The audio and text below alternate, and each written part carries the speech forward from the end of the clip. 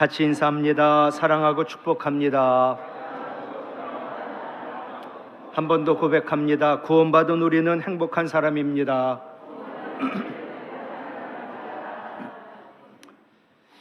C.S. 루이스라고 하는 크리스찬 세계적인 작가, 또 케임브리지 옥스퍼드 대학 교수였던 C.S. 루이스, 그가 케임브리지 대학에서 예수의 구주 되심을 제목으로 말씀을 전했습니다. 말씀 끝난 후 한 학생이 질문을 합니다. 만약 오늘 선생님이 예수가 위대한 스승이라고 말씀하셨다면 우리 모두는 박수를 보냈을 것입니다. 근데 당신은 예수가 구세주라는 캐캐 묵은 교리를 이야기했기 때문에 우리가 전혀 반응을 보이지 않은 겁니다. 그러자 루이스는 자네는 정말 예수가 위대한 스승이라고, 완벽한 모델이라고, 그래서 예수를 따르는 게 중요한 삶이라고 믿는가라고 물었습니다. 그렇지요. 그렇다면 자네는 위대한 스승, 완벽한 모델이라고 한 예수를 따라갈 수 있다고 생각하는가? 학생은 좀 생각하더니 완전히 따라갈 수는 없겠지요. 그럼 자네는 도덕적 실패를 인정한 것이다.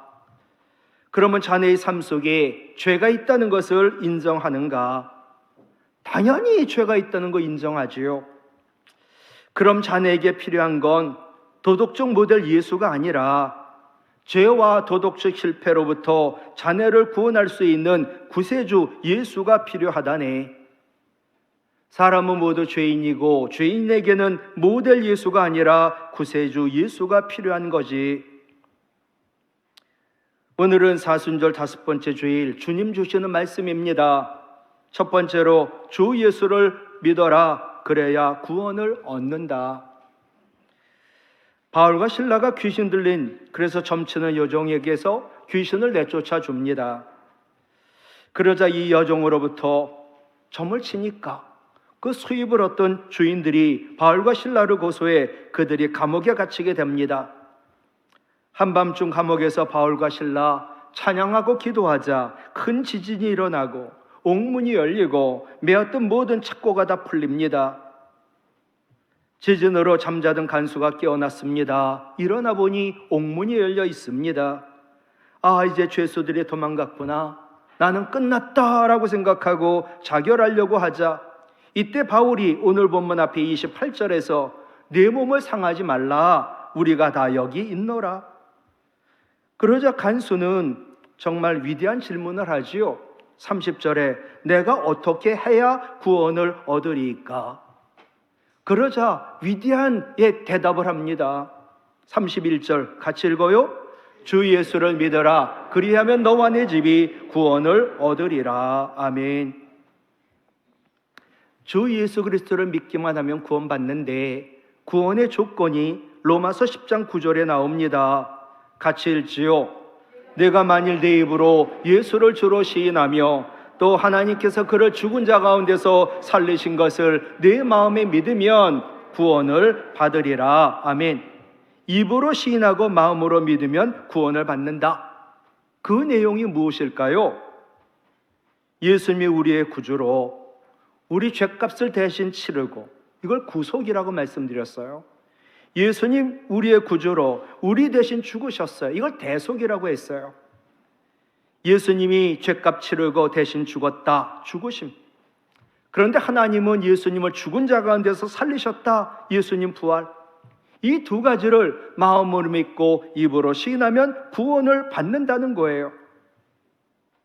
여러분, 마음으로 믿는다고 해도 반드시 입으로 시인해야만 합니다. 음악도 소리를 내야 음악이 되지요. 구원의 교리 핵심, 예수님 대속의 죽음, 예수님 부활. 마음으로만 믿는 게 아니라 입으로 시인해야 구원을 받습니다. 베드로 사도처럼 마태복음 16장 16절 같이요. 주는 그리스도시요 살아계신 하나님의 아들이시니이다. 아멘. 주, 당신 예수님은 그리스도, 우리를 위하여 죽으실 그리스도 메시아이시고 그 죽음 이기고 사망 권세 이기고 영원히 살아계신 하나님의 아들, 하나님과 동등된 분이라고 그가 신앙을 고백함으로 구원을 받은 거지요. 예수님 말씀하십니다. 마태복음 10장 32절로 33절.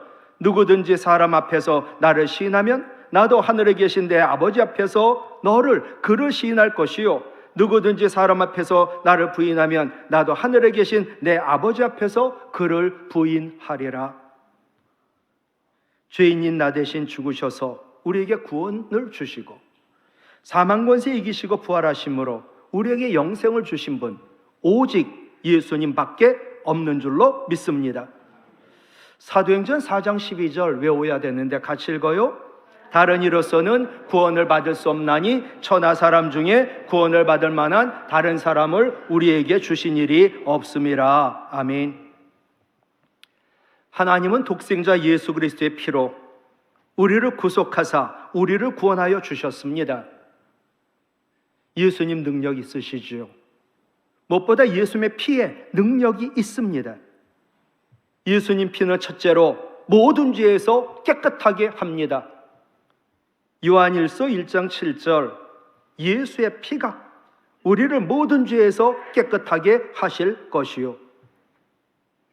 예수 믿으면 구원받는 이유가 예수님의 피는 우리의 모든 죄를 깨끗하게 하기 때문이지요. 다윗은 시편 51편 5절에서 자기는 죄 중에 태어났다고, 태중에 있을 때부터 죄인이었다라고 고백을 합니다. 인간은 모두 죄와 허물로 말미암아 생명의 근원이신 하나님과 단절이 되었고, 그래서 영적인 죽음의 상태에 이르게 되었습니다. 그런데 히브리서 9장 22절 말씀처럼 피 흘림이 없으는 죄 사함은 없습니다. 죄의 용서함을 받아 생명을 얻으려면 그에 상응하는 희생이 필요한데, 육체의 생명은 피에 있기 때문에 반드시 피를 흘려야 죄 사함을 받습니다. 그런데 우리가 피 흘려봤자 우리 죄 때문에 피 흘리는 거니까 우리는 구원받지 못합니다.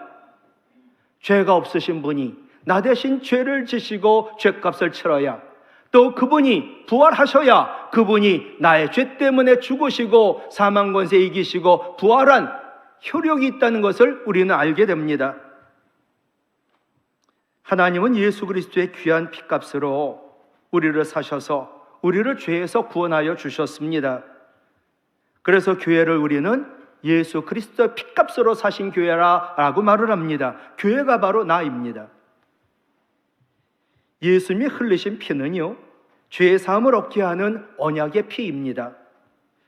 마태복음 26장 28절, 이것은 죄의 사함을 얻게 하려고 많은 사람을 위하여 흘리는 바 나의 피, 곧 언약의 피니라 말씀하셨습니다. 우리의 죄는 오직 독생자 예수 그리스도의 피로만 씻음받을 수가 있습니다. 예수님의 그 피 한 방울은 아담으로부터 물러받은 우리의 원죄, 또 내가 스스로 지은 자범죄, 그 모든 죄에서 우리를 깨끗하게 해주심을 믿으시기를 바랍니다. 그래야 구원을 받습니다. 두 번째, 예수님의 피는 하나님과 우리를 화평을 이루게 합니다. 골로새서 1장 20절, 그의 십자가의 피로 화평을 이루셨다. 예수 그리스도의 십자가의 피가요, 죄로 인해 하나님과 원수가 되었던 우리로 하여금 하나님과 화평을 이루게 하십니다. 우리가 죄로 인하여 하나님과 원수가 되었고, 그래서 우리는 하나님과 완전히 단절이 되었는데, 예수 그리스도의 보혈이 단절된 그 죄의 벽을 허물사 우리와 하나님을 화평하게 화목하게 만든 것이지요. 에베소서 2장 13절, 이제는 전에 멀리 있던 너희가 하나님으로부터 멀리 완전 단절됐어요. 그런데 이제는 그리스도 예수 안에서 같이 읽을까요? 그리스도의 피로 가까워졌느니라. 아멘. 예. 주님과 하나가 된 거죠. 하나님과. 또한 세 번째로 예수 그리스도의 피는 우리를 의롭다 하심, 구원을 받게 하거든요. 로마서 5장 9절에 보면 우리가 그의 피로 말미암아, 예수 그리스도의 피로 말미암아 의롭다 하심을 받았으니 더욱 예수 그리스도로 말미암아 하나님의 진노에서 구원을 받을 것이다 말씀합니다.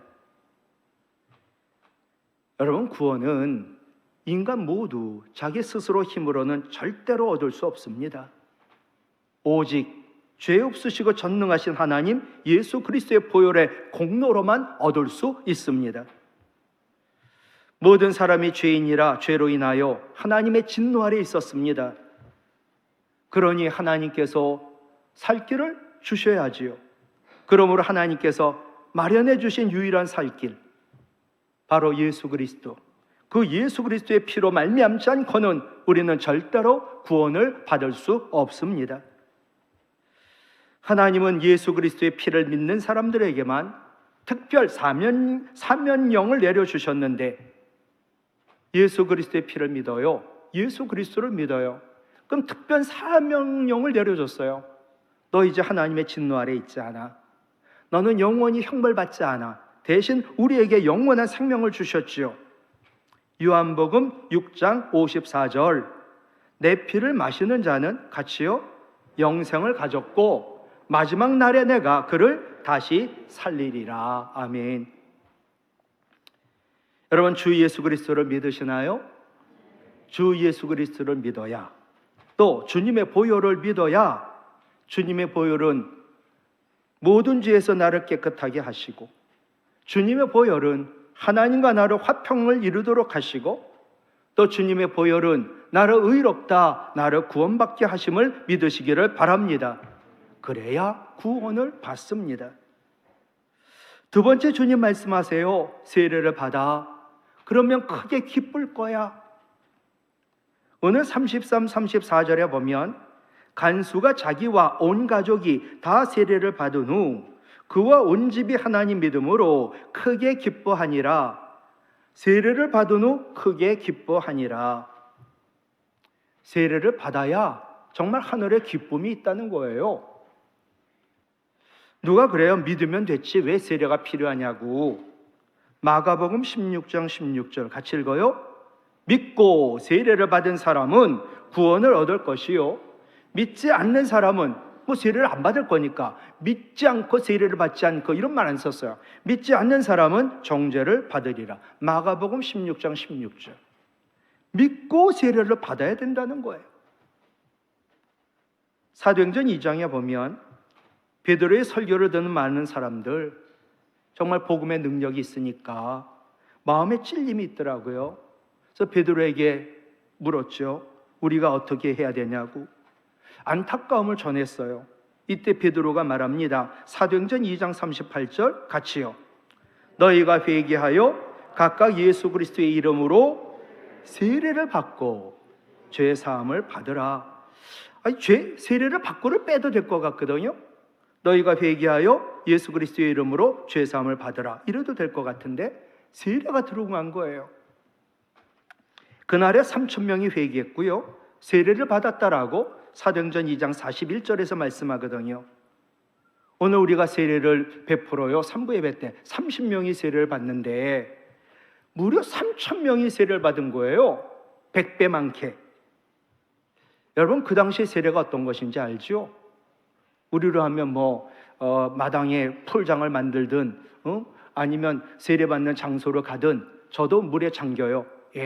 가운을 입고, 세례받는 사람도 흰 가운을 입고 그분을 이제 물에 완전히 잠기거든요.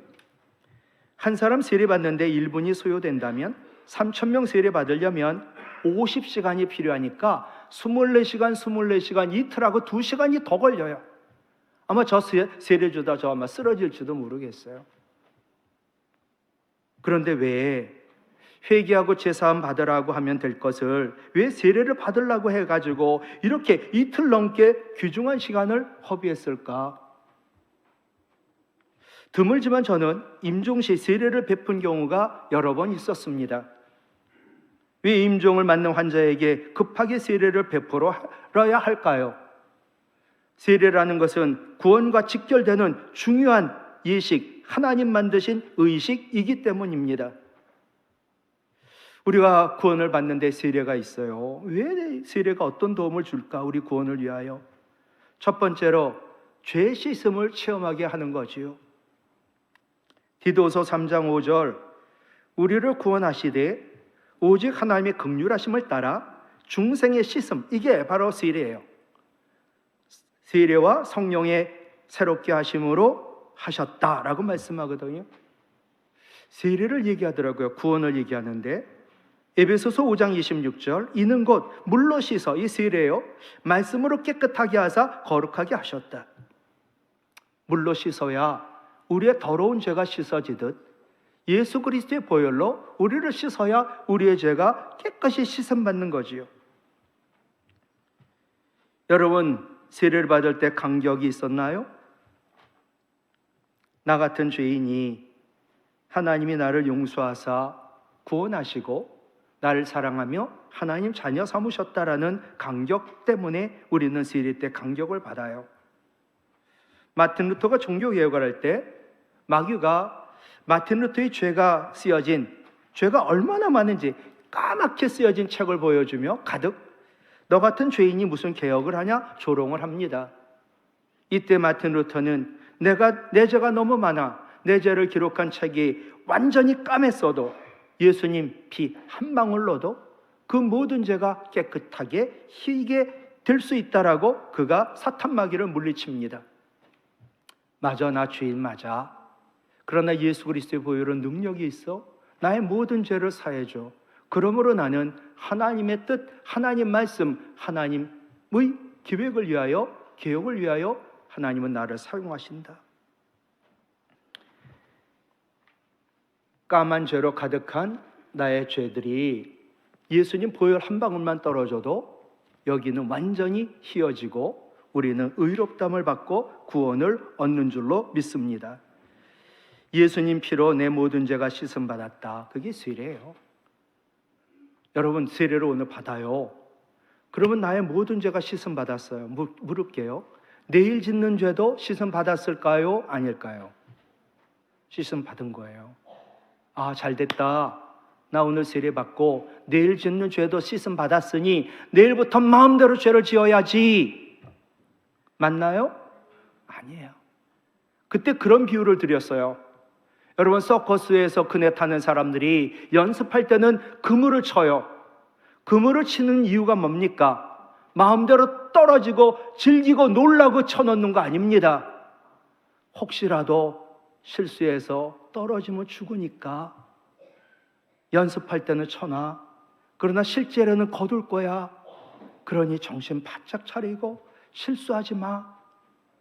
앞으로의 모든 죄 사함 받았어요. 예수님의 피는 그런 능력이 있어요. 마음대로 죄를 지으라는 게 아니에요.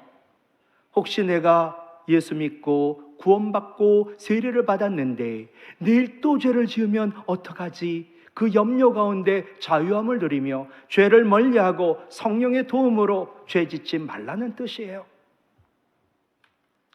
두 번째, 세례란 예수 그리스도와 함께 죽고 예수 그리스도와 함께 사는 체험이에요. 로마서 6장 3절로 4절 그리스도 예수와 합하여 세례를 받은 우리는 그의 죽으심과 합하여 세례를 받은 줄 알지 못하느냐. 세례 받으면 주님과 같이 죽었다는 거예요. 그러므로 우리가 그의 죽으심을 합하여 세례를 받음으로 그와 함께 장사가 되었다.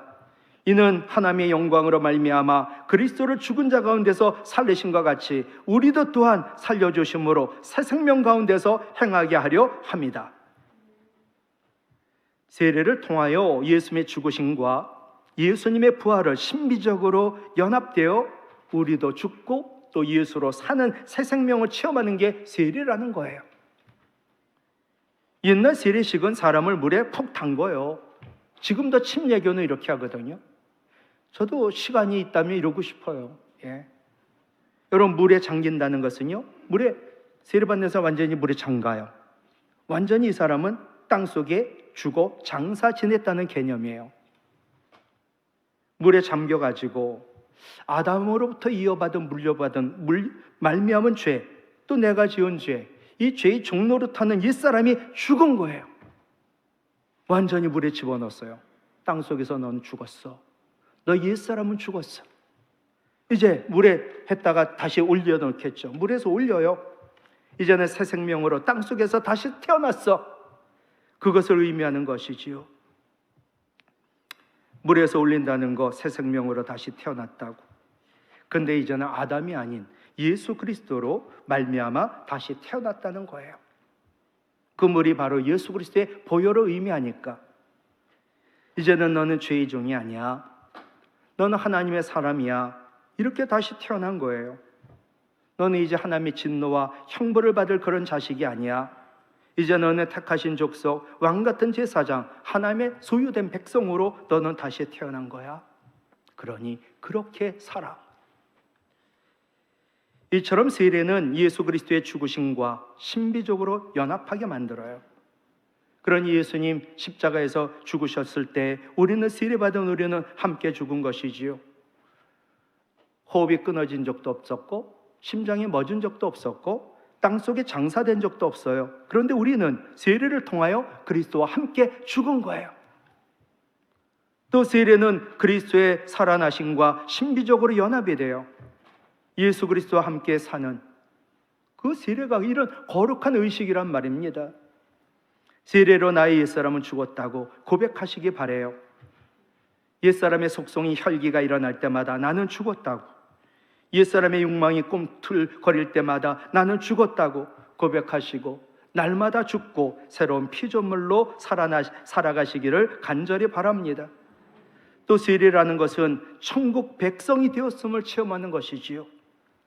골로새서 2장 12절 너희가 세례로 그리스도와 함께 장사되고 또 죽은 자들 가운데서 그를 일으키신 하나님의 역사를 믿음으로 말미암아 예수 그리스도 안에서 함께 일으키심을 받아 하늘나라 벌써 시민된 줄로 믿습니다. 세례란 우리가 약속받은 천국 시민임을 증거하는 의식이지요. 세례는 내가 천국 백성이 되었다고, 내 이름이 어린 양의 생명책에 기록이 되었다고, 이것을 확실하게 체험하는 증거가 되는 게 세례거든요. 우리가 내 이름이 어린 양의 성경책에 기록된 것을 어떻게 알겠습니까?